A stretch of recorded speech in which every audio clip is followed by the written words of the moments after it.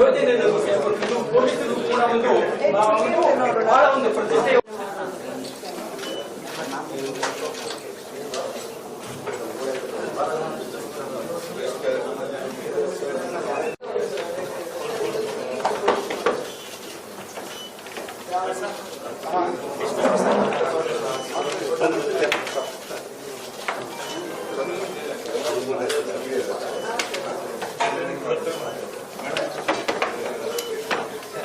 ಪಡೆದಿರ್ತಕ್ಕಂಥ 500ಕ್ಕೂ ಹೆಚ್ಚು ಗ್ರಾಹಕರಿಗೆ ಅವರ ಚಿನ್ನವನ್ನು ಏನು ಮರಳಿಸುವಂತ ಕೆಲಸವನ್ನ ಪೊಲೀಸರು ಒಂದು ರೀತಿಯಲ್ಲಿ ಕಳೆದ ಹಲವಾರು ದಿನಗಳಿಂದ ನಿರಂತರವಾದ ಒಂದು ಪ್ರಯತ್ನವನ್ನು ಮಾಡಿ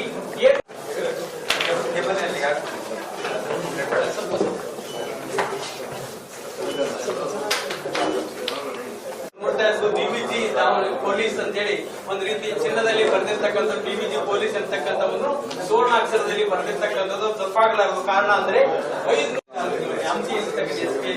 ದರೋಡೆ ನಡೆದ ವೇಳೆಯಲ್ಲಿ ರಾಜ್ಯದ ಗಮನವನ್ನು ಸೆಳೆದಿದ್ದು ಸುಮಾರು 17 ಕೆಜಿ ಚಿನ್ನದ ಆಭರಣಗಳನ್ನ ವೃದ್ಧಿ ಮಾಡಲಾಗಿದ್ದು ಸುಮಾರು 13 ಕೋಟಿ ರೂಪಾಯಿ ವೆಚ್ಚದ ಏನು.